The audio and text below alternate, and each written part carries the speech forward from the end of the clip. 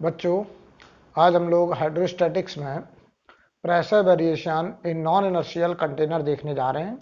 तो हेडिंग डालिए pressure gradient in non inertial container. Pressure gradient in non inertial container, right.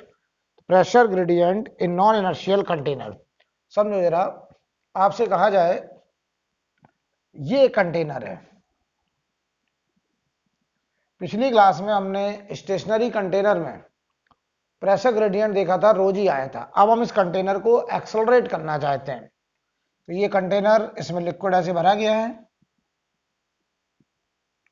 ऐसे हमें इसमें प्रेशर वेरिएशन समझना है। और ये कंटेनर ऊपर की तरफ एक्सेलरेट कर रहा है A0 से, ठीक है। तो इसके अंदर हमें प्रेशर वेरिएशन समझना है। मान लो तुमसे कहा ये कोई पॉइंट A पॉइंट है, ये कोई पॉइंट B पॉइंट है। तो बताओ A का प्रेशर और B का प्रेशर बराबर होगा, PATM होगा। हमें कहा जा रहा है कि अगर ये हाइट H है और यहां पे कोई पॉइंट है C पॉइंट और यहां कोई पॉइंट है D पॉइंट, हमको C और D का प्रेशर लिखने को कहा गया है। इस कंटेनर के अंदर लिक्विड कॉलम में C और D पॉइंट का प्रेशर लिखने को कहा गया है। तो पहले तो हमें यह पता करना पड़ेगा कि इस कंटेनर में हम जैसे जैसे नीचे जाएंगे प्रेशर कैसे बदल रहा होगा, और प्रेशर हर यूनिट डिस्टेंस में कितना बदलता है उसको हम लोग बोलते थे प्रेशर ग्रेडियंट। तो पहले हम निकालेंगे प्रेशर ग्रेडियंट। तो आप पहले तो हमें एक बात बताइए, आप प्रॉब्लम अर्थ से करना चाहते हैं या कंटेनर के रिस्पेक्ट में करना चाहते हैं? अगर हम अपना ऑब्जर्वर यहां बैठा दें तो ये problem with respect to non inertial frame हो जाएगा, और नॉन इनर्शियल फ्रेम से अगर हम प्रॉब्लम करेंगे तो हम फ्री बॉडी डायग्राम में रियल फोर्स के साथ साथ स्यूडो फोर्स भी लगाएंगे। और अगर अर्थ से करेंगे तो हमें केवल रियल फोर्स दिखाने पड़ेंगे, राइट। तो जरा समझना, मान लो हम एक ऑब्जर्वर यहां खड़ा कर दें ग्राउंड पर, एक ऑब्जर्वर अगर हम यहां खड़ा कर दें ग्राउंड पर, और अब हम आपसे कहें इसमें ग्रेडियंट निकालना चाहते हैं, तो याद करो कल की क्लास में हमने पढ़ाया था, यहां से जनरल एच पर गए और हमने एक ds थिकनेस का लिक्विड कॉलम कंसीडर किया, और इस ds थिकनेस के लिक्विड कॉलम में हमने देखा कि यहां का जो प्रेशर है वो P है, यहां से जो प्रेशर लग रहा है वो P, यानी यहां का प्रेशर P है, और इसके जस्ट नीचे जो प्रेशर है वो P प्लस DP है। यानी मैं ये कहने की कोशिश कर रहा हूं कि DH नीचे जाने पर प्रेशर में इंक्रीज हुआ DP, राइट। तो यूनिट डिस्टेंस में कितना प्रेशर इंक्रीज हुआ वो होगा DP बाई DH, उसी को हम बोलते हैं प्रेशर ग्रेडियंट। तो पहले तो बताइए आप प्रॉब्लम कहां से करना चाहते हैं, अर्थ से कि कंटेनर के रिस्पेक्ट में? तो बताओ, अगर हम यहां से देखें तो ये लिक्विड जो DH थिकनेस का लिक्विड है, ये बताओ हमको रुका हुआ नजर आएगा। लेकिन अगर हम अर्थ से देखें तो ये DH थिकनेस का लिक्विड हमको ऊपर जाता हुआ नजर आएगा, राइट। तो चलिए हम सूडो की भी प्रैक्टिस कर लें। तो अगर हम बात करें विद रिस्पेक्ट टू कंटेनर, अगर हम कंटेनर के रिस्पेक्ट में बात करें, ध्यान दीजिए जरा, तो इस DH थिकनेस का अगर हम फ्री बॉडी डायग्राम बनाएं, ये वो DH थिकनेस है, इसके अंदर ये लिक्विड है, हम इसका फ्री बॉडी डायग्राम बनाने चले तो यार ये DH है। तो बताओ यहां से जो प्रेशर लग रहा था, तो उस प्रेशर की वजह से जो फोर्स आएगा वो आएगा प्रेशर इनटू एरिया। इसका बताइए जो वेट होगा DmG नीचे की तरफ, DmG इसका। अच्छा, स्यूडो किधर लगेगा बेटा? बताओ, कंटेनर अगर ऊपर एक्सेलरेट कर रहा है तो स्यूडो क्या होता था? मास बॉडी का, तो मास इस लिक्विड कॉलम का, एक्सेलरेशन फ्रेम का मतलब कंटेनर का, और डायरेक्शन कंटेनर के एक्सेलरेशन के अपोजिट। तो क्या बताओ, स्यूडो नीचे की तरफ लगेगा, कितना लगेगा? dm into A0। ये हमारा बेटा स्यूडो फोर्स है, ठीक है।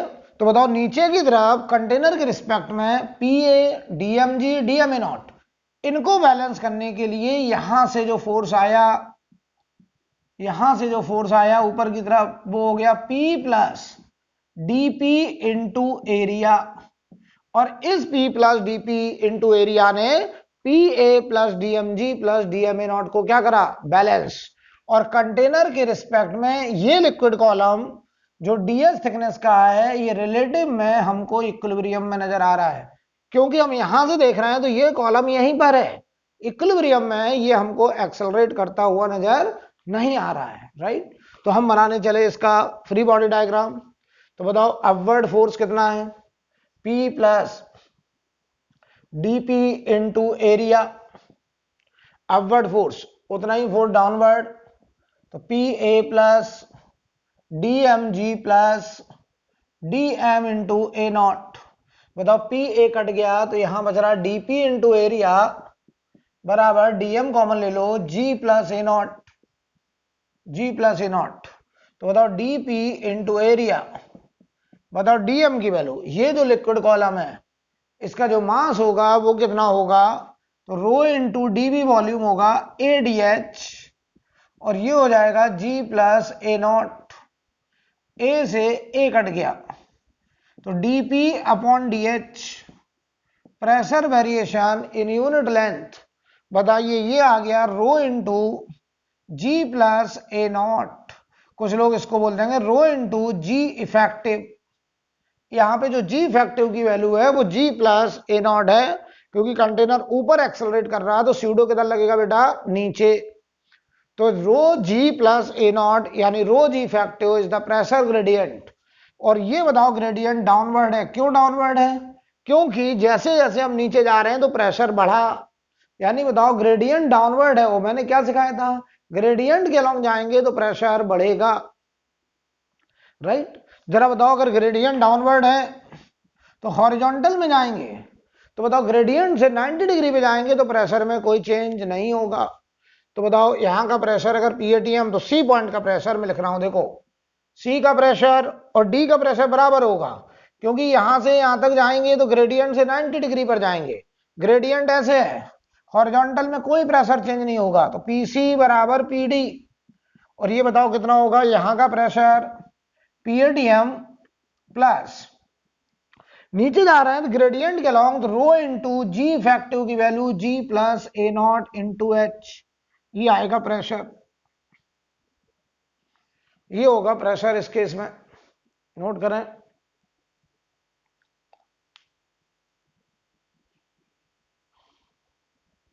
आई थिंक क्लियर, नोट करो बच्चों।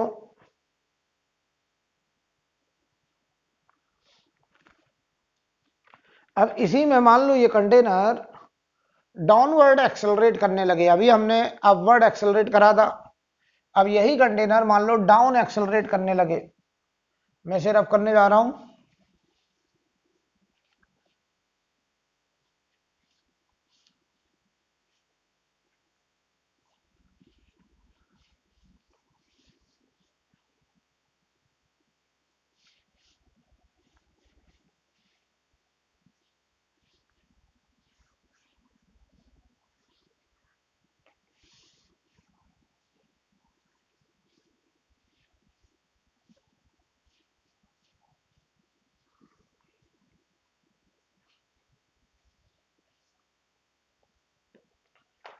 मान लीजिए ऐसा हो जाए, यही कंटेनर नीचे की तरफ एक्सेलरेट करने लगे,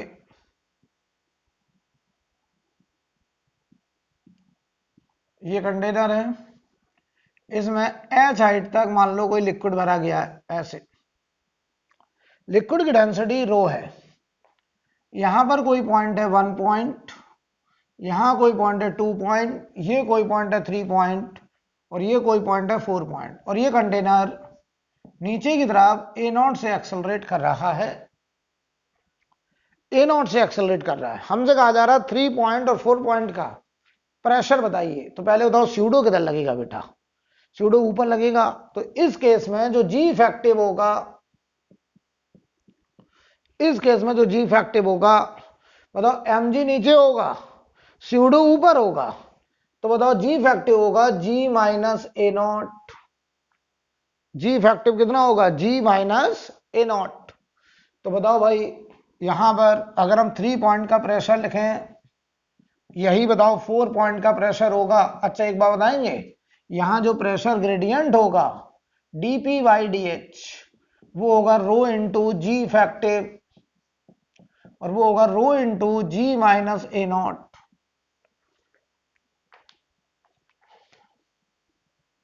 राइट। अब ध्यान दो, तो यहां पर g effective g minus a naught कैसे आया, क्लियर है? क्योंकि mg नीचे होगा, सूडो किधर लगेगा, ऊपर, तो mg minus m a naught होगा m इंटू जी फैक्टिव, तो g फैक्टिव की वैल्यू होगी g माइनस ए नॉट। तो प्रेशर ग्रेडियंट जो यहां आ रहा है सवाल में नीचे की तरफ रो जी माइनस ए नॉट, तो 3 और 4 का प्रेशर बराबर कितना होगा, यहां का pressure PATM plus rho into g effective g minus a naught into H, ये होगा प्रेशर।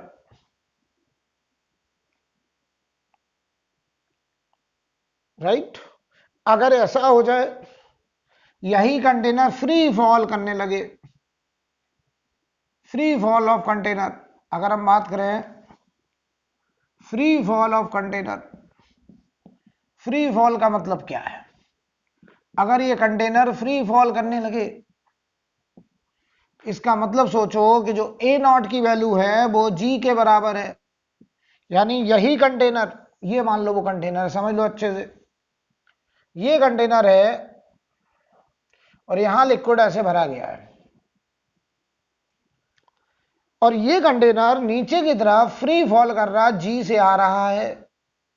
तो बताओ बेटा, इस केस में जो जी इफेक्टिव आएगा वो कितना आएगा? जी इफेक्टिव बताइए, जी माइनस ए नॉट, और ए नॉट की वैल्यू जी है तो ये आ गया 0, क्योंकि ए नॉट इज ऑल्सो जी, तो ये बताओ जी माइनस जी 0 हो गया। इसका मतलब dp by d h pressure gradient rho into g effective 0 हो गया, यानी यहां प्रेशर में कोई ग्रेडियंट ही नहीं है, मतलब यहां प्रेशर में कोई वेरिएशन ही नहीं होगा। अगर कोई ग्रेडियंट नहीं है तो प्रेशर में कोई चेंज नहीं होगा। इसका मतलब समझो, ये पॉइंट अगर 1 पॉइंट है, एक पॉइंट यहां ले लें हम 2 पॉइंट, एक पॉइंट यहां ले लें 3 पॉइंट, एक पॉइंट यहां ले लें 4 पॉइंट, एक पॉइंट यहां ले लें 5 पॉइंट, तो पता हम क्या बोलेंगे, हम 1 से 2 की तरफ वर्टिकल डाउन जाएं तो ग्रेडियंट 0, तो 1 का प्रेशर 2 का प्रेशर बराबर, हॉरिजॉन्टल जाएं तब भी प्रेशर बराबर, यानी अब इस लिक्विड के अंदर हर एक पॉइंट का प्रेशर बराबर बराबर होगा, क्योंकि लिक्विड के अंदर कोई ग्रेडियंट ही नहीं आ रहा है। तो हम लिखेंगे P1 बराबर, P2 बराबर, P3 बराबर, P4 बराबर, P5, ये सब बराबर होंगे और 1 पॉइंट का प्रेशर पीएटीएम के बराबर होंगे। ये आंसर हो जाएगा। यानी अगर यही कंटेनर फ्री फॉल करने लगे, जी से गिरने लगे, तो जी इफेक्टिव की वैल्यू 0 हो जाएगी और फिर प्रेशर ग्रेडियंट 0 हो जाएगा, और कंटेनर के अंदर फिर प्रेशर में कोई वेरिएशन देखने को नहीं मिलेगा। I think clear? जवाब दीजिए भाई। अब जरा समझते हैं, अगर यही कंटेनर, अभी हमने क्या करा, याद करो कल की क्लास में कंटेनर स्टेशनरी था, अभी हमने कंटेनर ऊपर एक्सेलरेट करा, तो जी फैक्टिव जी प्लस ए नॉट हुआ, कंटेनर नीचे ए नॉट से एक्सेलरेट किया, स्यूडो ऊपर लगा, जी फैक्टिव जी माइनस ए नॉट हुआ। अब हम कंटेनर को हॉरिजॉन्टली एक्सेलरेट करने जा रहे हैं, केस 3 लिखें, horizontally accelerated container,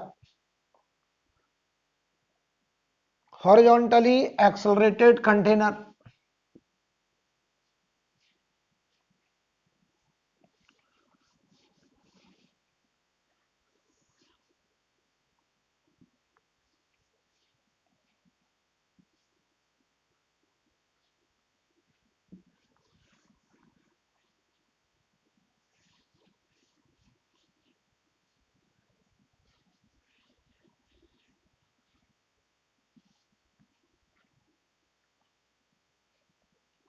horizontally accelerated container,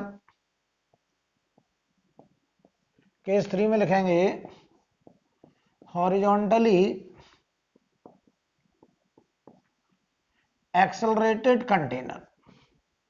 हम इसके अंदर प्रेशर का वेरिएशन देखना चाहते हैं, तो उसके लिए हमको पहले प्रेशर ग्रेडियंट निकालना पड़ेगा, ठीक है? तो उसके लिए हमको पहले प्रेशर ग्रेडियंट निकालना पड़ेगा। तो इसमें पहले एक लाइन लिखें, फ्री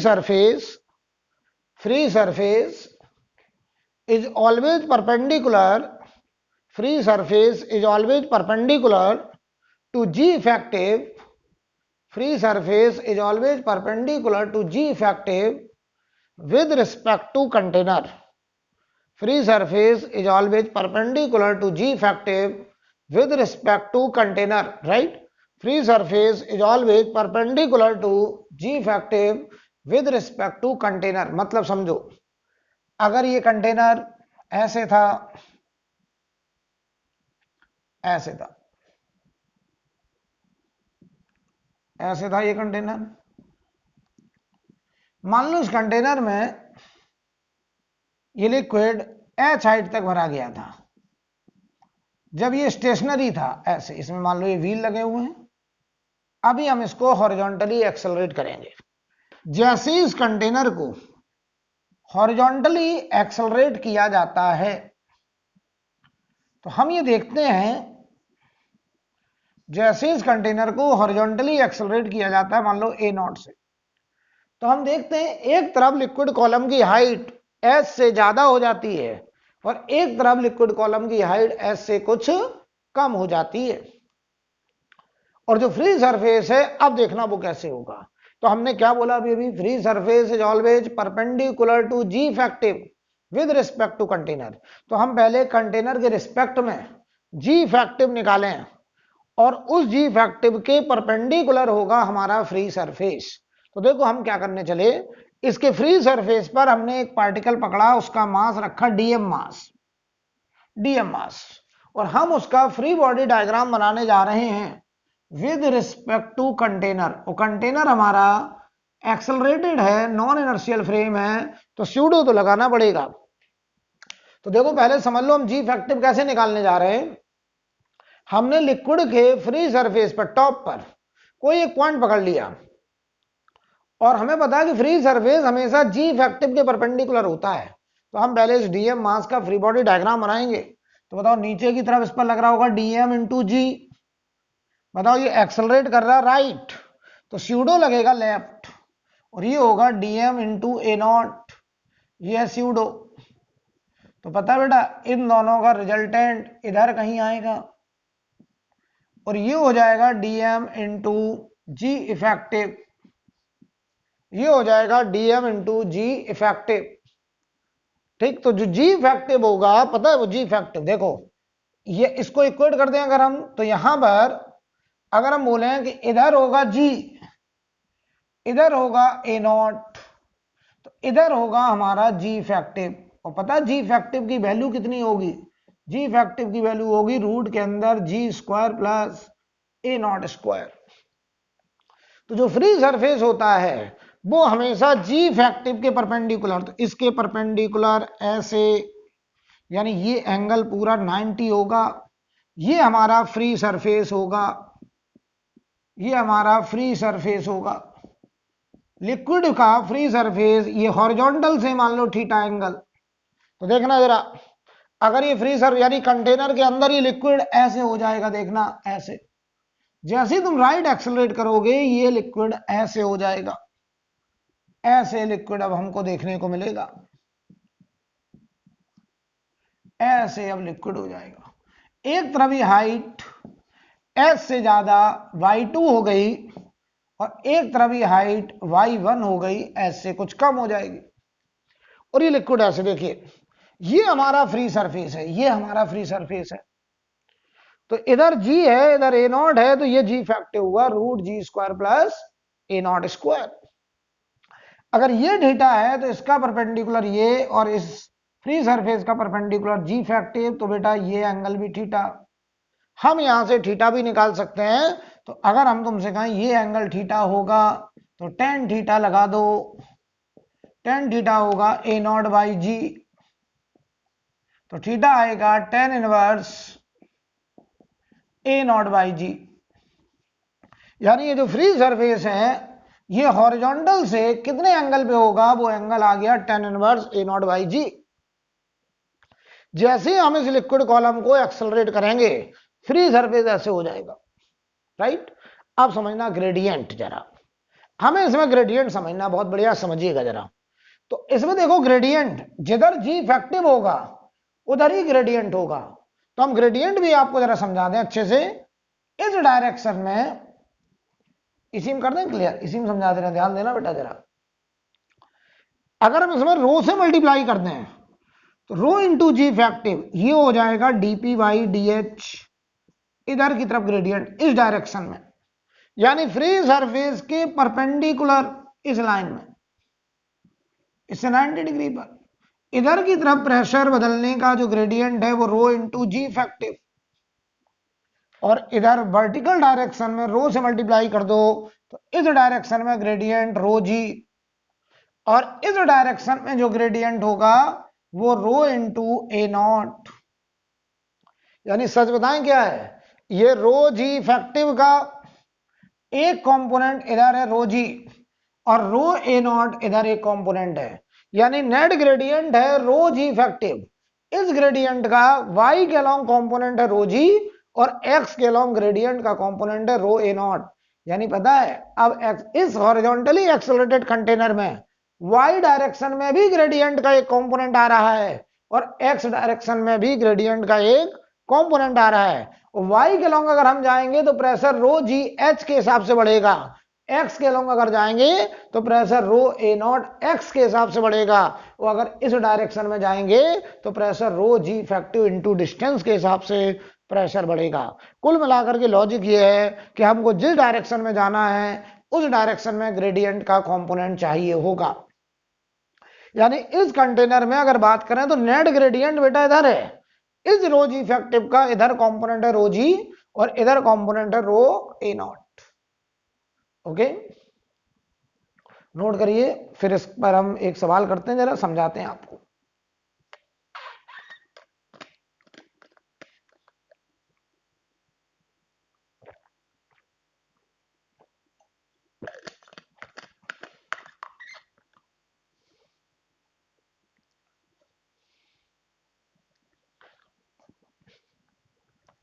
हो गया, अब समझना जरा।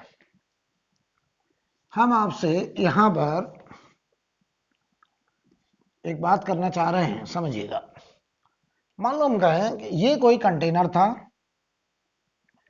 जिसको हमने हॉरिजॉन्टली एक्सेलरेट करा था ए नॉट से, ठीक। तो आप कह रहे सर इसके अंदर फ्री सरफेस ऐसे हो गया था, ऐसे लिक्विड हो गया था, ठीक है, ऐसे लिक्विड हो गया था। अब देखना जरा, अगर मैं यहां पर एक पॉइंट ले लूं, यहां पे एक पॉइंट ले लूं 1 पॉइंट, यहां पे एक पॉइंट ले लूं 2 पॉइंट, यहां पे एक पॉइंट ले लूं 3 पॉइंट, यहां पर एक पॉइंट ले लूं 4 पॉइंट, और ये बेस लेंथ है मान लो L, ठीक है।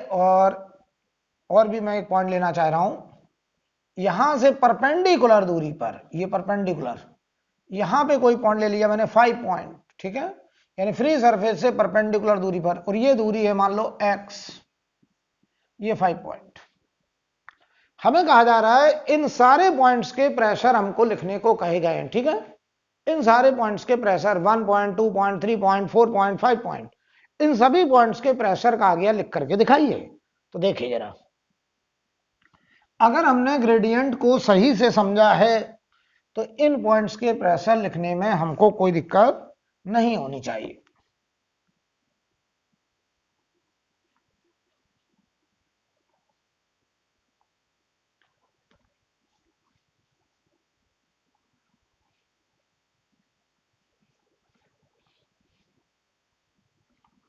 हम ग्रेडियंट के अलोंग जाते हैं, प्रेशर बढ़ता है, ग्रेडियंट के अपोजिट जाते हैं, प्रेशर घटता है, ग्रेडियंट से 90 डिग्री पे जाते हैं, प्रेशर में कोई चेंज नहीं होता है, राइट।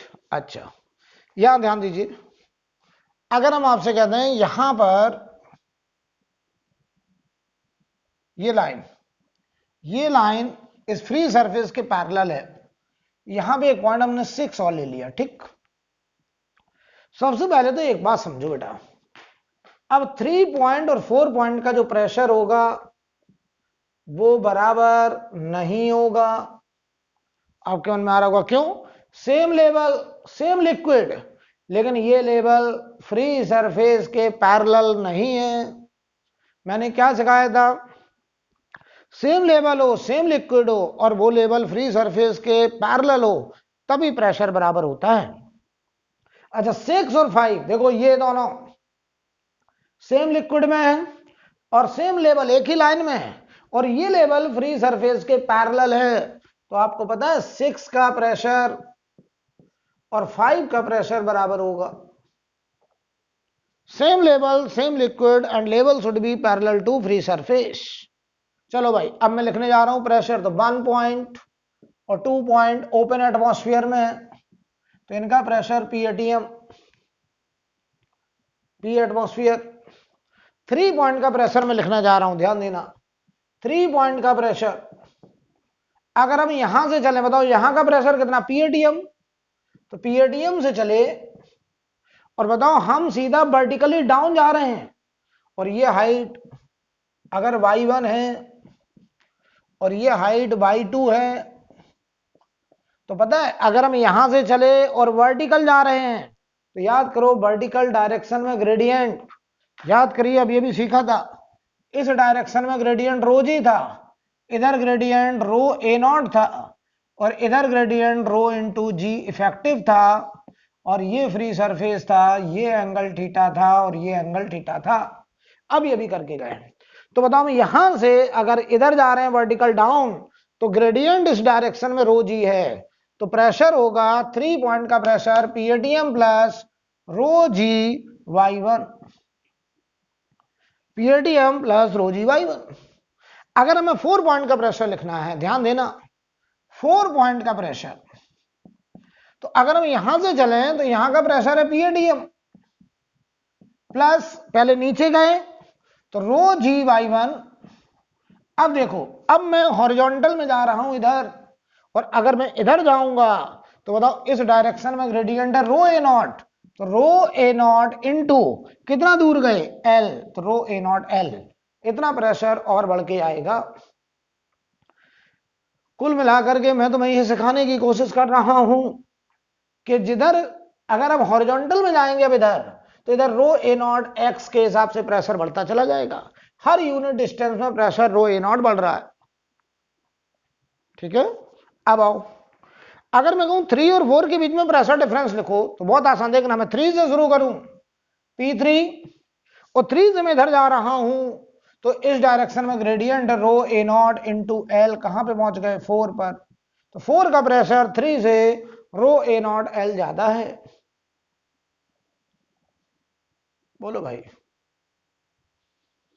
हम यहां पर इस y2 और y1 के बीच का डिफरेंस भी निकाल सकते हैं, हम y2 और y1 के बीच का डिफरेंस भी फाइंड आउट कर सकते हैं। अच्छा एक बार बताना, यहां पर अगर हमें 5 का प्रेशर लिखना हो तो बताओ यहां का प्रेशर कितना, पीएटीएम, तो हम लिखेंगे देखो पीएटीएम प्लस, अब देखो मैं इस डायरेक्शन में जा रहा हूं, ये डायरेक्शन फ्री सरफेस के परपेंडिकुलर, तो rho into g effective into x, कहां पे पहुंच गए 5 पर, तो आपको पता है 5 पॉइंट का प्रेशर और 6 का प्रेशर बराबर होगा 5 और 6 का बराबर, और ये होगा PATM plus rho into g effective की वैल्यू रूट के अंदर g square plus a naught square into x, ये लिखा जाएगा।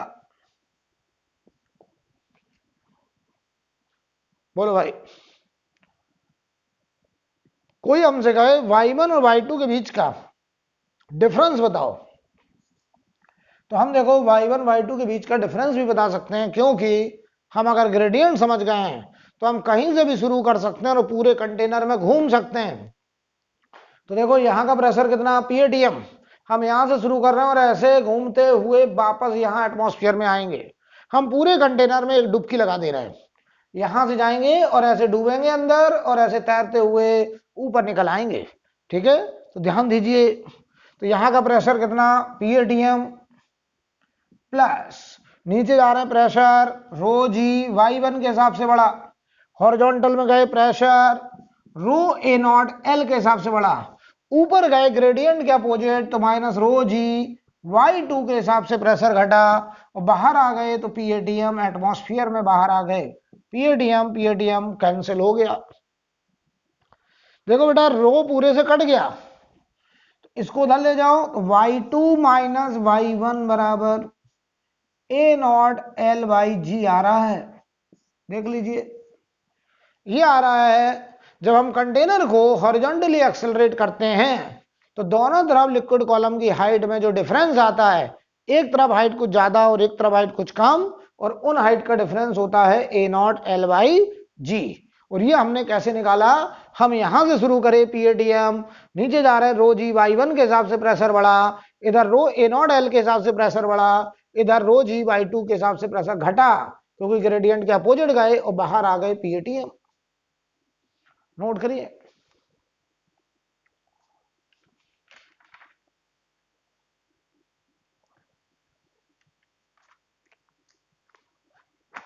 नोट करिए।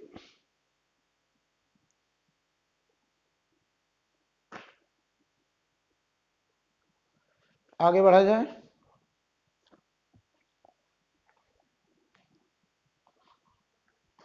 अगर आपने सही से समझ लिया है कि उस लिक्विड कॉलम के अंदर क्या प्रेशर का ग्रेडियंट है, तो हम किसी भी डायरेक्शन में घूम सकते हैं।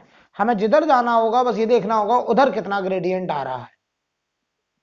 हम प्रेशर वेरिएशन बड़े आराम से लिख सकते हैं।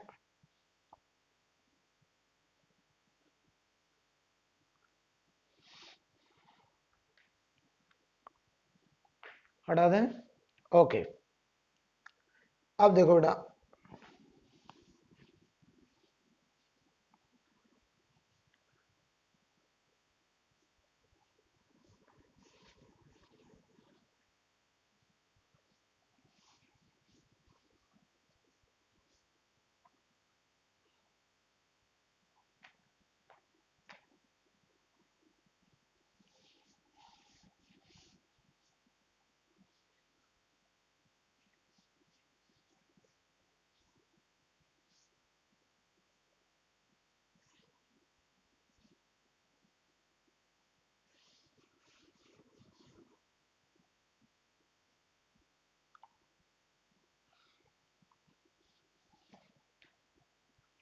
ध्यान दीजिए जरा।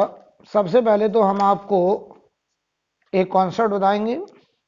मान लो हम आपसे कहें कि हमारे पास एक यू शेप का ट्यूब है और इसमें हमने टू इमिसिबल लिक्विड, एक तरफ हल्का लिक्विड है, तो जो हल्का लिक्विड होगा उसकी हाइट ज्यादा होगी, वो जब ऊपर तक जाएगा, और यहां से दूसरा लिक्विड मान लो ये बबल के फॉर्म में है, ऐसे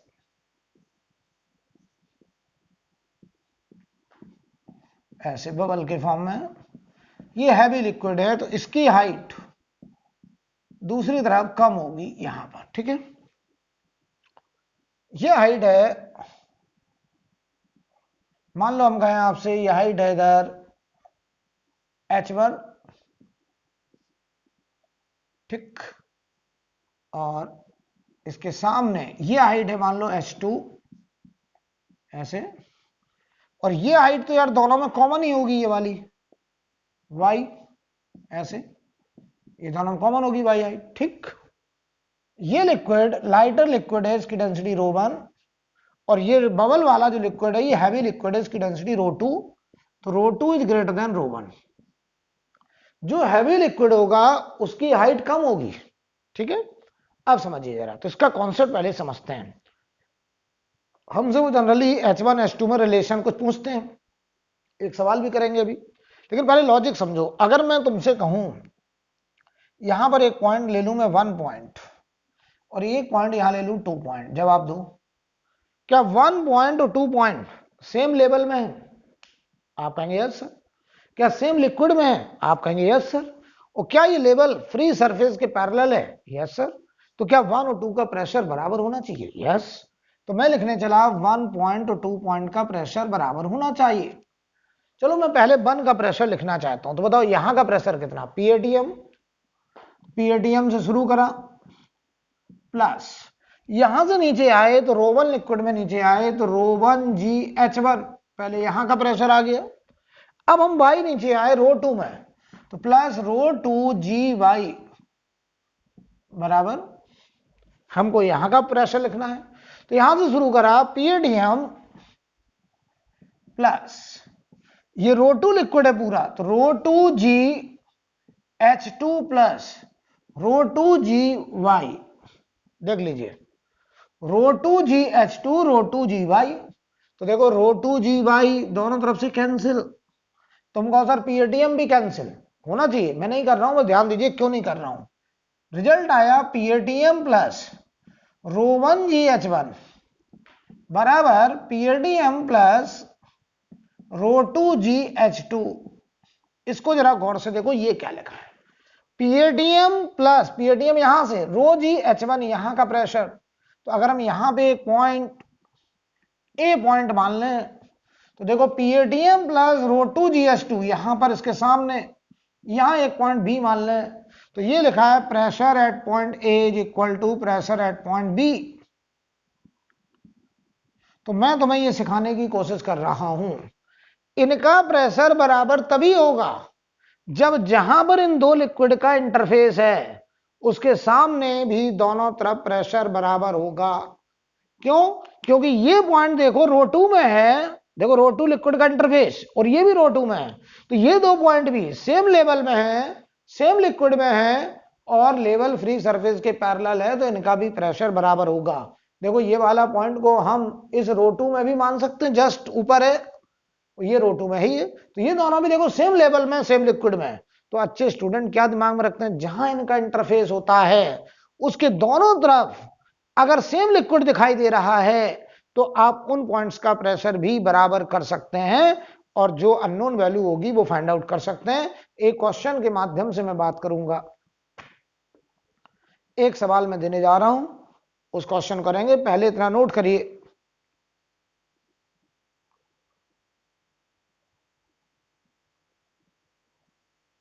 पहले इतना नोट करें फिर एक क्वेश्चन करेंगे।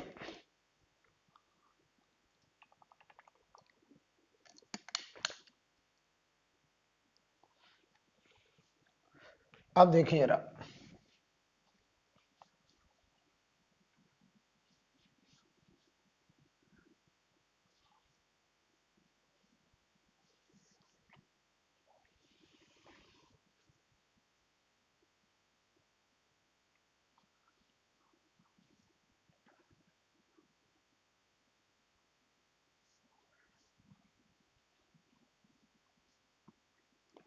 ध्यान दें, ध्यान दें।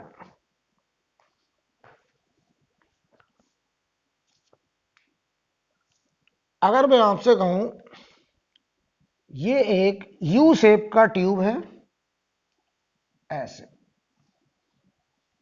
ये एक यू शेप का ट्यूब है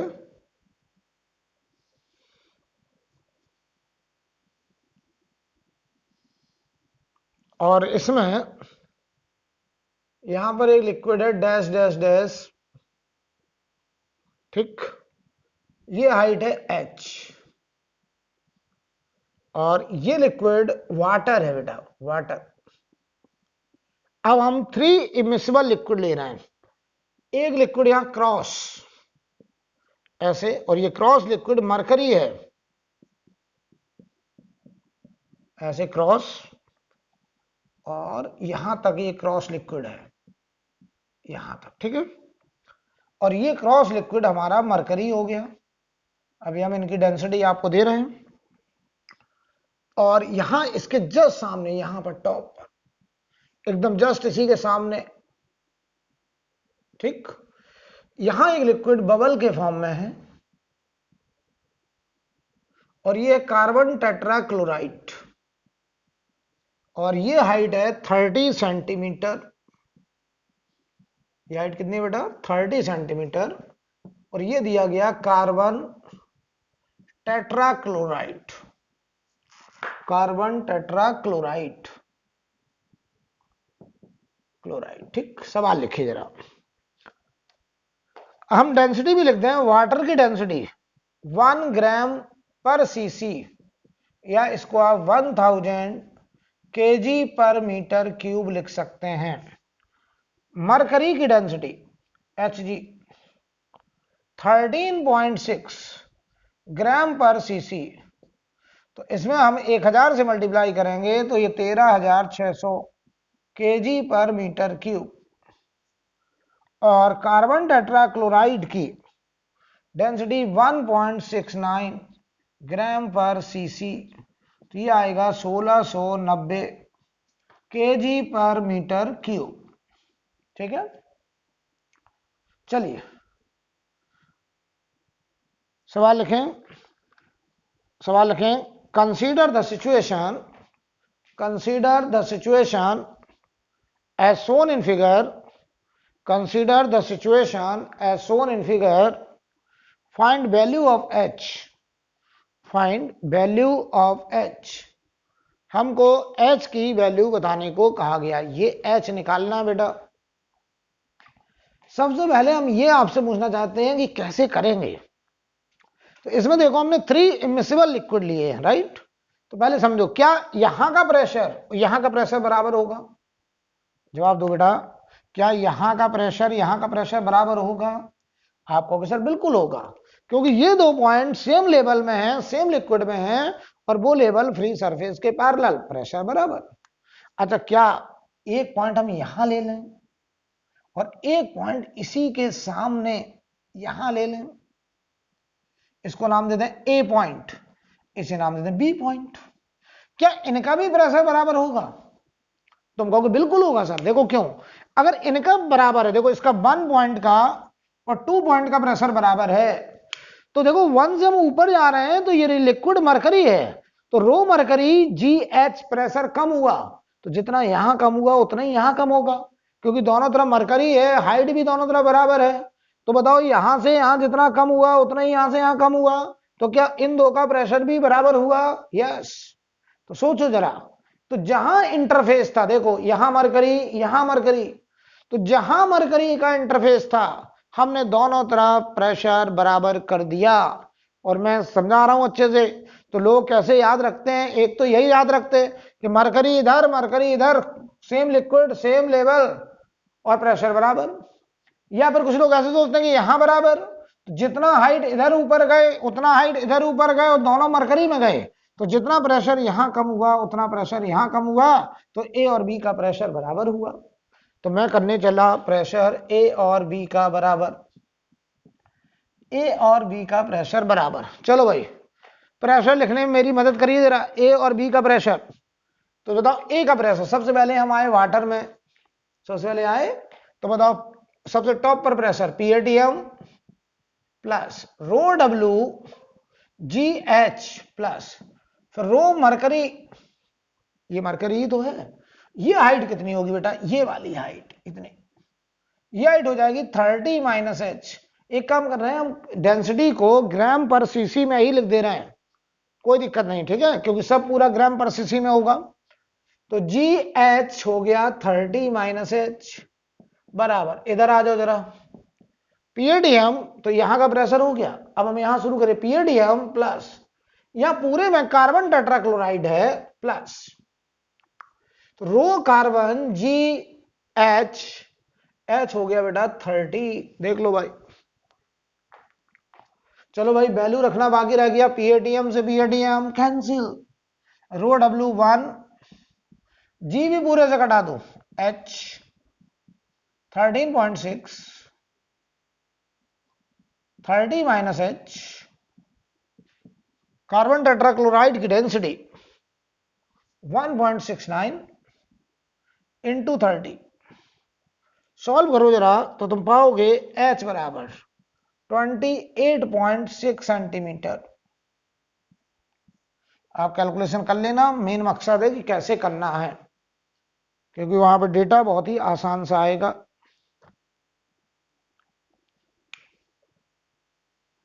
क्लियर है? नोट करिए।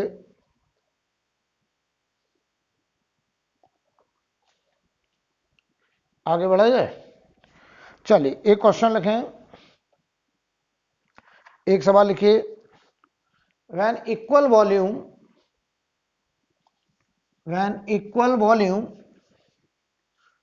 of two metals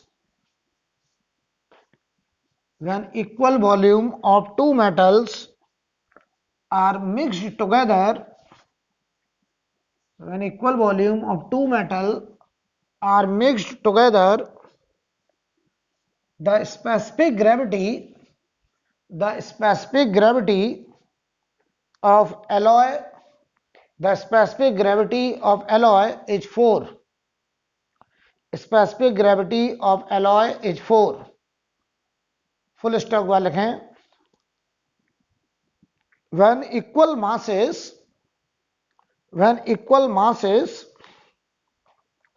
of same two metal, when equal masses of same two metal are mixed together,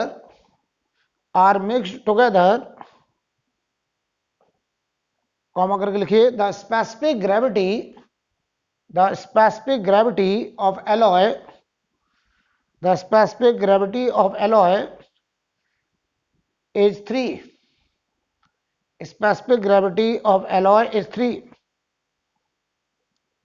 full stop वाले लिखिए, calculate specific gravity of each metal, calculate specific gravity of each metal, हमें हर एक metal का specific gravity निकालने को कहा गया है। तो पहले तो समझते हैं स्पेसिफिक ग्रेविटी क्या होता है।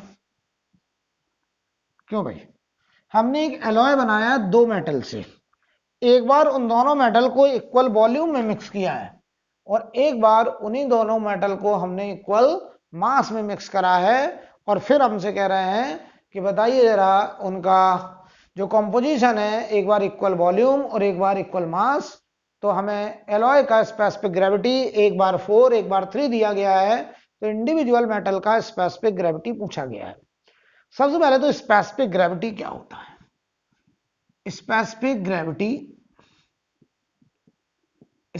ग्रेविटी को ही रिलेटिव डेंसिटी भी कहते हैं, रिलेटिव डेंसिटी। और ये वास्तव में होता है density of body upon density of water, उस मटेरियल का डेंसिटी अपॉन वाटर का डेंसिटी, यानी किसी भी मटेरियल की डेंसिटी को कंपेयर करा जा रहा है वाटर के साथ। ठीक है, इसका मतलब समझो, अगर if specific gravity of any metal is 2, it means density of metal is equal to, ध्यान दो, अगर ये नंबर 2 के बराबर आ गया तो डेंसिटी मेटल का 2 टाइम्स ऑफ डेंसिटी वाटर, और वाटर की डेंसिटी होती है 1 ग्राम पर सीसी, तो बताओ ये हो जाएगा 2 ग्राम पर सीसी, यानी जितना स्पेसिफिक ग्रेविटी होगा उतना ही ग्राम पर सीसी उस मटेरियल का डेंसिटी हो जाएगा, क्योंकि वाटर का डेंसिटी 1 ग्राम पर सीसी होता है। ओके, चलिए, तो ये बात समझ में आ चुकी होगी। अब मैं क्वेश्चन करने जा रहा हूं। तो हमने एक एलॉय बनाया है, तो पहला जो कंडीशन दिया गया है, केस 1, तो पहले हमने मिक्सिंग करी है, दोनों की इक्वल वॉल्यूम में मिक्सिंग करी गई, इसकी डेंसिटी मान लो ρ1, इसकी मान लो ρ2।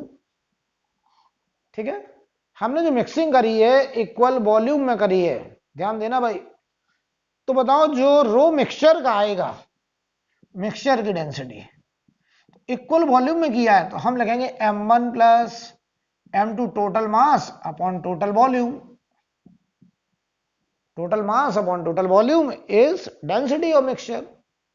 तो देखो total mass m1 plus m2 हो गया, m1 को क्या लिखोगे, ρ1 into volume plus ρ2 into volume, volume बराबर रखा है हमने और ये 2 भी, तो यहां से बताओ पहला इक्वेशन मिक्सचर की डेंसिटी ρ1 प्लस ρ2 बाई 2 आ रही है, पहली इंफॉर्मेशन। और ये सवाल पढ़ लीजिए 4 दिया है, 4 बराबर ρ1 प्लस ρ2 बाई 2, इसका मतलब एक इक्वेशन आ गया ρ1 प्लस ρ2 बराबर 8, इक्वेशन नंबर 1, इक्वेशन नंबर 1। ठीक है, अब आइए जरा, अब जो अगली इंफॉर्मेशन है, अगली इंफॉर्मेशन, अब की बार हमने उनका मिक्सिंग करा है इक्वल मास में, इक्वल मास में मिक्सिंग करा गया। तो बताओ दोबारा में हमने जो मिक्सिंग करा है m मास इसका m मास इसका, तो अब बताओ वॉल्यूम अलग अलग होगा बेटा, ठीक है। तो वॉल्यूम इसका V1 इसका V2 मानेंगे। तो बताओ rho mixture total mass m plus m, total volume V1 plus V2। अब की बार हमने इक्वल मास में मिक्सिंग करी है, तो total mass upon total volume. तो बताओ ऊपर 2m V1 वॉल्यूम बराबर, तो बताओ mass upon density rho 1 plus mass upon rho 2, मास बराबर रखा है, m कट गया तो मिक्सचर का डेंसिटी 2 रो 1 रो 2 अपॉन रो 2 प्लस रो 1। ये बेटा 3 दिया है, तो 2 रो 1 रो 2 और रो 1 प्लस रो 2 की वैल्यू दी गई है 8। तो यहां से बताओ रो 1 इंटू रो 2 बराबर 12 है, रो 1 इंटू रो 2 बराबर 12 है। अब बताओ रो 1 प्लस रो 2 अगर 8 है और रो 1 इंटू रो 2 12 है, तो बताओ इसका मतलब रो 1 हो जाएगा 6 ग्राम पर सीसी और रो 2 हो जाएगा हमारा 2 ग्राम पर सीसी। सॉल्व कर लीजिए, सॉल्व कर लीजिए। और अगर ये स्पेसिफिक ग्रेविटी 6, देखो डेंसिटी अगर 6 आया तो स्पेसिफिक ग्रेविटी 6, स्पेसिफिक ग्रेविटी का कोई यूनिट नहीं होगा, लेकिन numerical value of specific gravity and density will be same.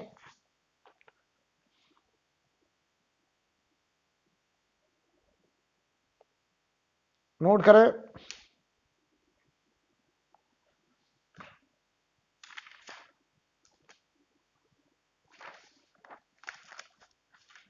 Head डालिए pressure variation in rotating column,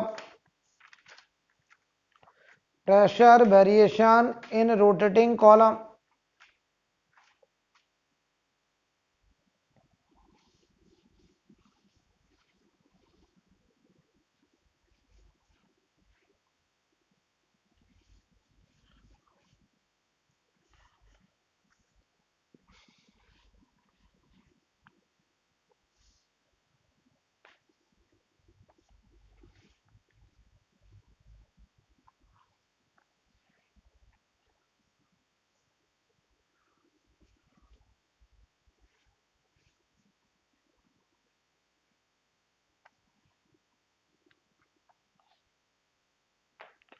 head डालें pressure variation in rotating column. तो देखिए भाई हमारे पास एक रोटेटिंग कॉलम है, अब हमको उसके अंदर प्रेशर का वेरिएशन समझना है, तो हमें उसके अंदर ग्रेडियंट समझना होगा। पहले ये मान लो एक ट्यूब है और इस ट्यूब के अंदर हमने लिक्विड भर रखा है जिसकी डेंसिटी रो है, ठीक। और हम इस ट्यूब को इसके एक एंड के अबाउट ऐसे हॉरिजॉन्टल में, हॉरिजॉन्टल प्लेन में ओमेगा एंगुलर स्पीड से घुमाने जा रहे हैं। ट्यूब में, ये ट्यूब की लेंथ है पूरी L। हमें पता करना है कि इस पॉइंट, ये पॉइंट ये मान लो A पॉइंट और यहां पे एक पॉइंट हमने ले लिया B पॉइंट। बताओ कॉमन सेंस तुम्हारा क्या कहता है, A और B में कहां का प्रेशर ज्यादा होगा? तो आप कहोगे सर B का प्रेशर ज्यादा होगा। क्यों? जैसे हम इसे घुमाएंगे, अच्छा घुमाए नहीं, अगर ऐसी ट्यूब है तो A और B का प्रेशर बराबर होता अगर इसको हम रोटेट ना करते, लेकिन जैसे ही हमने घुमाया तो बताओ स्यूडो किधर लगेगा? ट्यूब के रिस्पेक्ट में अगर बात करें तो स्यूडो लगेगा away from axis of rotation, बाहर की तरफ। तो यहां का प्रेशर ज्यादा होगा, यहां का प्रेशर कम होगा। यानी सबसे कम प्रेशर कहां का होगा? एक्सिस पर सबसे कम प्रेशर होगा। तो जो PA होगा वो कम होगा और PB सबसे ज्यादा। बल्कि हम ये कह सकते हैं रोटेटिंग ट्यूब में मिनिमम प्रेशर उस एक्सिस पर ही होगा जिसके अबाउट घुमाया जा रहा है, क्योंकि स्यूडो एक्सिस से हमेशा दूर की तरफ लगेगा। तो जैसे जैसे हम इधर जाएंगे प्रेशर बढ़ता चला जाएगा, सबसे कम प्रेशर यहीं पर होगा, राइट। चलिए करते हैं। तो सबसे पहले हम पहले प्रॉब्लम बताओ विद रिस्पेक्ट टू ट्यूब ही करेंगे ताकि हम सेंट्रीफ्यूगल की भी बात करें। विद रिस्पेक्ट टू ट्यूब मतलब रोटेटिंग फ्रेम, हम प्रॉब्लम रोटेटिंग फ्रेम के रिस्पेक्ट में करने जा रहे हैं। तो रोटेटिंग फ्रेम के रिस्पेक्ट में प्रॉब्लम कैसे करेंगे, ध्यान दो। हम यहां से जनरल एक्स पे गए, देखो पहले पूरा तरीका समझिए और फिर फाइनल बात आपको दिमाग में रखनी है कि कैसे न्यूमेरिकल में अप्लाई करना है, वो भी करके दिखाएंगे। ठीक है, जनरल एक्स पे गए और हमने dx थिकनेस लिया। कितना लिया बेटा, dx। और मैंने कहा कि यहां का जो प्रेशर, मान लो ये ट्यूब का एरिया a है, तो यहां का जो प्रेशर था वो P था, और यहां से जो प्रेशर आया है वो मान लो P प्लस dP आया, और हम यहीं पे बैठ करके प्रॉब्लम कर रहे हैं। ये हमारा ऑब्जर्वर है, ट्यूब पर ही बैठा है। तो इस ऑब्जर्वर को ये इतना लिक्विड कॉलम बताओ घूमता नजर आएगा कि रुका हुआ नजर आएगा? तो आप कह रहे हैं सर ये हमको रुका हुआ नजर आएगा। अगर अर्थ से करते तो अर्थ से देखने पर ये लिक्विड कॉलम हमको ऐसे एक्स रेडियस के हॉरिजॉन्टल सर्कल में घूमता नजर आता, लेकिन हम ट्यूब के रिस्पेक्ट में कर रहे हैं, तो with respect to tube this dx columns is in equilibrium. तो हम बताओ इसका फ्री बॉडी डायग्राम बनाए। ये देखो हमारा dx कॉलम, इसमें ये लिक्विड भरा है, इधर से जो फोर्स लग रहा है वो लग रहा है प्रेशर इनटू एरिया, स्यूडो इधर की तरफ लग रहा है dm into omega square r, r की जगह x, क्योंकि ये एक्सिस से कितनी दूरी पर है, x दूरी पर, और हमारा ऑब्जर्वर यहीं बैठा है ट्यूब के ऊपर। बताओ यहां से जो फोर्स लग रहा है वो लग रहा है P plus dP into area. और ये बताओ कॉलम इस ऑब्जर्वर को रिलेटिव में इक्विलिब्रियम में नजर आ रहा है। Relative acceleration with respect to tube is 0। तो हम क्या बोलेंगे, जितना फोर्स राइट उतना लेफ्ट, तो लेफ्ट साइड फोर्स है P plus dP into area. बेटा ये हमने non inertial frame rotating tube के रिस्पेक्ट में बात करी, ये फोर्स हमारा सेंट्रीफ्यूगल, ये सेंट्रीफ्यूगल हुआ। तो P plus dP into area बराबर PA plus DM omega square x. PA cut गया तो dP इंटू एरिया, DM को लिख सकते हो रो इंटू ADX, ये वॉल्यूम हो गया, इंटू ओमेगा स्क्वायर एक्स। तो देखो A कट गया, तो dP by dx that is called pressure gradient. Rotating column में जो प्रेशर ग्रेडियंट आ रहा है वो आ रहा है rho omega square x, omega square r लिखा है ये, तो अगर देखा जाए तो ये रो इंटू ए के जैसा ही तो लिखा है, रो ए के जैसा ही लिखा है। लेकिन ये बताओ एक्स, हर जगह का एक्स, यहां से जैसे जैसे दूर जाएंगे एक्स बढ़ेगा, तो ये जो हमारा प्रेशर ग्रेडियंट आ रहा है ये वेरिएबल आ रहा है। जबकि याद करो अभी तक के सवालों में ग्रेडियंट या तो रो जी या रो ए नॉट या रो g square plus a square constant आता था, लेकिन अब ग्रेडियंट कांस्टेंट नहीं आया, अब ग्रेडियंट कैसा आ रहा है, वेरिएबल। तो इस केस में हम कैसे प्रेशर वेरिएशन निकालेंगे जरा समझिएगा, ठीक है। पहले इतना नोट करो फिर मैं आगे बढ़ूंगा।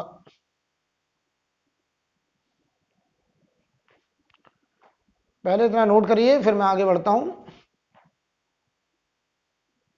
तो यार पहले तो ये ध्यान रखो, रोटेटिंग कॉलम ट्यूब में जो प्रेशर ग्रेडियंट आ रहा है वो रो ओमेगा स्क्वायर एक्स आ रहा है, वो वेरिएबल आ रहा है। जबकि कंटेनर ऊपर एक्सेलरेट करता था तो ग्रेडियंट, कंटेनर स्टेशनरी था तो ग्रेडियंट रो जी था डाउनवर्ड, कंटेनर ऊपर एक्सेलरेट कर रहा था ग्रेडियंट नीचे था rho g plus a naught, container नीचे एक्सेलरेट कर रहा था ग्रेडियंट नीचे था rho g minus a naught, container horizontally accelerate कर रहा था ग्रेडियंट फ्री सरफेस के परपेंडिकुलर था रो इंटू जी इफेक्टिव था rho g square plus a square का रूट। और अगर ये कंटेनर हम रोटेट करने लगे, ये ट्यूब को अगर घुमाने लगे तो बताइए भाई, जो ग्रेडियंट आ रहा है वो वेरिएबल आ रहा है रो ओमेगा स्क्वायर एक्स। अब समझना जरा, अब देखिएगा जरा, अब हम प्रेशर वेरिएशन लिखने जा रहे हैं।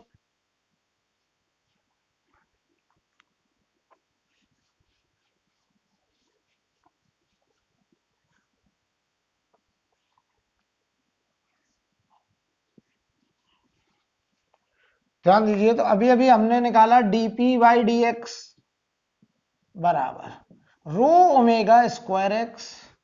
तो ये बताओ डीपी बराबर रो omega square x D x, ये बन गया डिफरेंशियल इक्वेशन। इसको कर लो बेटा इंटीग्रेट। लिमिट देखो, x जब 0 है तो ये प्रेशर एक्सिस का है, और जब ये x बराबर L हो गया तो ये प्रेशर बताओ किसी पॉइंट B का आ गया, या हम कहें यहां x रख दें तो बताओ x दूरी पर यहां का प्रेशर P आ गया, ये P आ गया। तो देखो लिमिट P हुआ इंटीग्रेशन, तो लिमिट डालोगे P एक्सिस P रो ओमेगा स्क्वायर, ये बताओ एक्स स्क्वायर बाई 2, लिमिट आएगा 0 टू x। यहां देखो लिमिट P क्यों लग गया, क्योंकि हमने x दूरी पर प्रेशर यहां P माना है। तो ये देखो P माइनस P एक्सिस बराबर रो ओमेगा स्क्वायर बाई 2 और ये एक्स स्क्वायर। तो अच्छे स्टूडेंट देखो क्या दिमाग में रखते हैं, रोटेटिंग ट्यूब में किसी भी पॉइंट का प्रेशर एक्सिस के प्रेशर में रो omega square by 2 into distance का स्क्वायर इतना ऐड होके आता है।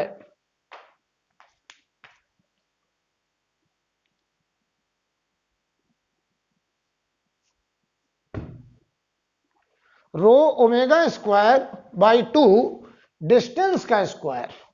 तो पता है आपको, ये एकदम स्टैंडर्ड रिजल्ट अच्छे स्टूडेंट को ये याद होता है कि रोटेटिंग कॉलम के केस में सबसे कम प्रेशर एक्सिस पे होता है, और जैसे जैसे हम एक्सिस से दूर जाते हैं तो प्रेशर बढ़ता चला जाता है rho omega square by 2 into distance square. For example अगर बी का प्रेशर लिखना है तो मैं यहां लिख दूं बी का प्रेशर, ए का प्रेशर हो गया एक्सिस का प्रेशर, एक्सिस ऑफ रोटेशन का प्रेशर, प्लस इसमें कितना ऐड होके आएगा रो ओमेगा स्क्वायर बाई 2 डिस्टेंस बताओ एक्सिस से बी पॉइंट की दूरी एल, तो एल का स्क्वायर, तो रो omega square L square by 2 add होके आएगा। नोट करिए इतना बेटा।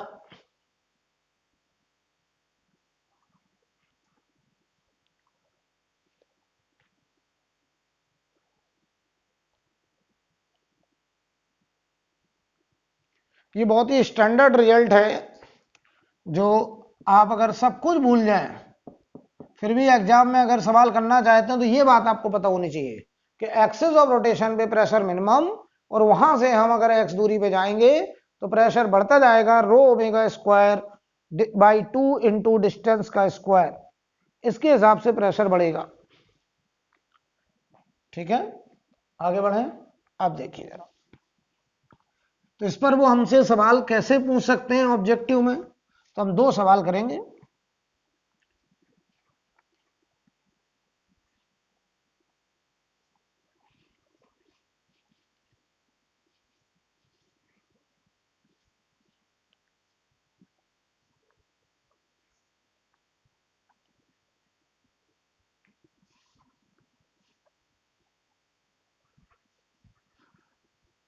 ध्यान दीजिए जरा, तो हम दो क्वेश्चन करेंगे। पहला सवाल, ये ट्यूब है और इस ट्यूब में लिक्विड भरा गया है, और हम इस एक्सिस के अबाउट इसे ओमेगा एंगुलर स्पीड से घुमा रहे हैं। ये दूरी 2l/3 है, ये दूरी l/3 है। यहां पर कोई पॉइंट हमने 1 पॉइंट लिया है, यहां पे कोई पॉइंट हमने,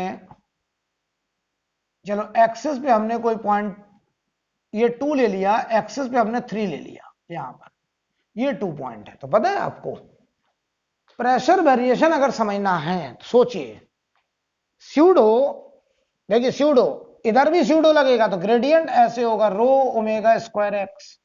इधर देखो स्यूडो इधर लगेगा तो इधर ग्रेडियंट ऐसे होगा रो ओमेगा स्क्वायर एक्स। ये ग्रेडियंट लिख रहा हूं मैं, और ग्रेडियंट के लॉन्ग जाएंगे तो प्रेशर बढ़ेगा, इधर जाएंगे तो प्रेशर बढ़ेगा। यानी सबसे कम प्रेशर कहां का होगा? 3 का। उससे ज्यादा एक्सिस का प्रेशर सबसे कम। एक्सिस से चाहे इधर जाए चाहे इधर जाए, बताओ दोनों तरफ प्रेशर बढ़ेगा क्योंकि दोनों तरफ स्यूडो लगेगा। तो बताओ ये 1 पॉइंट ज्यादा दूरी पे है तो 1 का प्रेशर सबसे ज्यादा होगा। ये होगा हमारा ऑर्डर प्रेशर का। मैं प्रेशर लिख सकता हूं, देखो भाई 1 का प्रेशर 3 पॉइंट एक्सिस का पॉइंट है, एक्सिस का pressure plus row omega square by 2 distance का स्क्वायर तो 2L/3 का स्क्वायर। ये हो गया 1 पॉइंट का प्रेशर। 2 का प्रेशर देखो, 2 का प्रेशर 3 पॉइंट का प्रेशर मतलब एक्सिस का pressure plus row omega square by 2 और ये बताओ बेटा L/3 का स्क्वायर। तो अगर कोई हमसे ऑब्जेक्टिव में सवाल कर दे कि 1 और 2 के प्रेशर का डिफरेंस बताओ तो P1 माइनस P2 निकाल सकते थे, इसमें से इसे माइनस करो, रो ओमेगा स्क्वायर बाई 2 बाहर, ये बताओ 4L स्क्वायर बाई 9, सही लिख रहा हूं, स्क्वायर करिए, माइनस L स्क्वायर बाई 9। तो देखो बेटा ये हुआ 3L स्क्वायर बाई 9, तो ये हुआ L स्क्वायर बाई 3 इंटू 2 6, तो रो omega square L square by 3 into 2 6, ये आया P1 माइनस P2। बोलो भाई, देख लीजिए। तो ऐसे वो हमसे ऑब्जेक्टिव में सवाल कर सकते हैं। लॉजिक क्या है? अभी अभी हमने देखा लॉजिक बस इतना है, किसी भी पॉइंट का प्रेशर, एक्सिस वाले पॉइंट का प्रेशर, जो पॉइंट एक्सिस पे है उसमें रो omega square by 2 into distance का स्क्वायर इतना ऐड कर दीजिए, तो वही तो कर रहे हैं। सबसे कम प्रेशर एक्सिस ऑफ रोटेशन वाले पॉइंट पर होगा। ठीक है, अब आ रहा है आज की क्लास का आखिरी सवाल। ठीक है, मैं मान रहा हूं कि आपने ये नोट कर लिया है। हटा दें बच्चों, राइट। अब ध्यान दीजिए,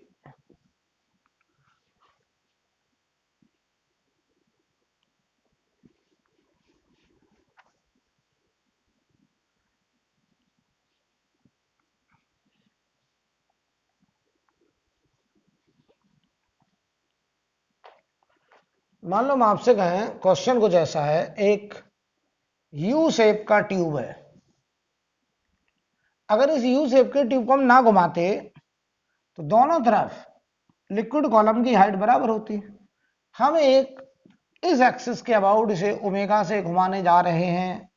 ये दूरी L/4 है, ये दूरी 3L/4 है। तो हम क्या देखते हैं, जहां दूरी ज्यादा तो यहां का प्रेशर ज्यादा होना है, तो यहां प्रेशर लिक्विड कॉलम की हाइट बढ़ जाती है। यानी एक तरफ लिक्विड कॉलम की हाइट बढ़ गई। क्यों बढ़ गई अभी समझाते हैं, पहले समझ लो जरा। और एक तरफ हाइट कम हो गई, ये हाइट हो गई H2 और ये हाइट हो गई मान लो H1। तो हमसे कहते हैं H1 माइनस H2 पूछते हैं हमसे ऑब्जेक्टिव में, क्वेश्चन में H1 माइनस H2 उन्होंने हमसे पूछा है। तो देखो क्यों हाइट बढ़ गई, क्योंकि देखो इससे ये दूरी ज्यादा है तो एक्सिस से ज्यादा दूरी पे प्रेशर ज्यादा होगा, तो यहां प्रेशर ज्यादा होने के लिए इधर हाइट भी ज्यादा होनी पड़ेगी। तो जिधर प्रेशर ज्यादा होना पड़ेगा उस तरफ हाइट भी तो ज्यादा चाहिए।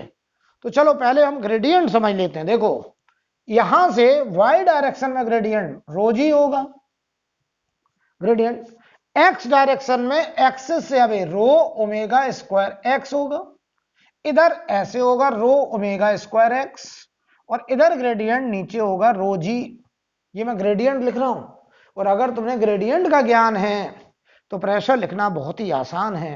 क्या करें, आपको सर हम यहां से शुरू करें, देखना हमें H1 माइनस H2 हम ये 1 पॉइंट मान ले रहे हैं और यहां पे हम 1.2 मान ले रहे हैं। बताओ हम एक काम करते हैं, इस ट्यूब में 1 पॉइंट से अंदर जाते हैं, डुबकी लगाते हैं और ऐसे तैरते हुए ऐसे बाहर निकल आएंगे और हम पूरा प्रेशर लिखते चले जाएंगे, जैसे किरचॉफ वोल्टेज लॉ लगाते थे ऐसे यहाँ प्रेशर लिखने जा रहे हैं, क्योंकि हमें ग्रेडियंट की समझ है। तो बताओ भाई 1 से शुरू कर रहा हूं, तो 1 का प्रेशर PATM, नीचे जा रहे हैं देखो इधर, तो इस डायरेक्शन में प्रेशर रो जी के हिसाब से बढ़ेगा, यहां तक पहुंचे तो प्लस रो जी H1, यहां का प्रेशर आ गया बेटा। अब हम यहां से एक्सिस के पास जा रहे हैं, तो बताओ इस ग्रेडियंट के अपोजिट जा रहे हैं, और ग्रेडियंट के अपोजिट जाएंगे तो प्रेशर घटेगा, minus rho omega square by 2 into distance का स्क्वायर, तो 3L/4 का स्क्वायर। यहां पहुंच गए, देखो यहां पे पहुंच गए, एक्सिस पे आ गए। कोई हमसे कहता है एक्सिस का प्रेशर बताओ, इस जगह का प्रेशर, तो यही होता आंसर। लेकिन हमें ये नहीं निकालना, हमें तो H1 माइनस H2 निकालना है, तो हम यहीं से शुरू करेंगे। अब बताओ इधर जा रहे हैं तो ग्रेडियंट के अलोंग जा रहे हैं, तो अब प्रेशर बढ़ने लगेगा, तो plus row omega square by 2 distance का स्क्वायर L/4 का स्क्वायर। हम यहां पहुंच गए बेटा, यहां पे आ गए। अब हम यहां से ऊपर जाने लगे तो ग्रेडियंट के अपोजिट जा रहे हैं, तो प्रेशर घटेगा, माइनस रो जी H2 और बराबर 2 पे बाहर निकल आए, और 2 का प्रेशर है PATM। एक लाइन में सवाल खत्म हो गया भाई। हम यहां से चले और इस ट्यूब में पूरा घूम गए और प्रेशर लिखते चले गए। बस हमें इतना ज्ञान हो चुका है कि किस डायरेक्शन में क्या ग्रेडियंट है, कैसे प्रेशर वेरी कर रहा है, और ग्रेडियंट के अलोंग जाएंगे तो प्रेशर बढ़ेगा, और ग्रेडियंट के अपोजिट जाएंगे तो प्रेशर घटेगा। तो देखो यहां गए तो ग्रेडियंट रो जी था, तो प्रेशर रो जी H के हिसाब से बढ़ा। इधर गए तो ग्रेडियंट के opposite row omega square by 2 distance का स्क्वायर, प्रेशर घटा। फिर बताओ एक्सिस से दूर गए तो प्रेशर बढ़ा, रो ओमेगा स्क्वायर बाई 2 डिस्टेंस का स्क्वायर, और फिर ऊपर गए तो रो जी H के हिसाब से प्रेशर घटा, बराबर PATM।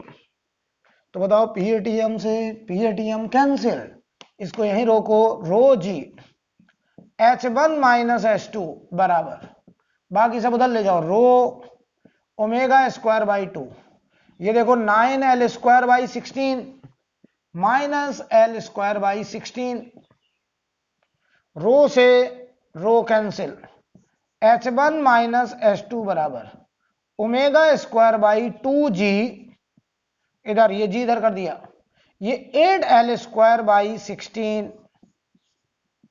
तो बताओ बेटा आंसर आ गया डेल्टा H, दोनों तरफ हाइट का डिफरेंस, तो ये 2 आया 2 2 4 omega square L square by 4G, ये बेटा हमारा answer, omega square L square by 4G, ये हमारा आंसर। बोलो भाई। अब हम आगे पास्कल्स लॉ से आगे कंटिन्यू करेंगे अगली क्लास में। आज के लिए बेटा इतना ही है, इसे आप लोग नोट कर लीजिए। डेली 2:30 पे क्लास करते रहिएगा। फ्लूइड मैकेनिक्स पूरा हम लोग आराम से करेंगे, कोई हड़बड़ी नहीं है, रेगुलर रहेंगे, कोई क्लास नहीं छोड़ेंगे। हेडिंग डालेंगे पास्कल्स लॉ।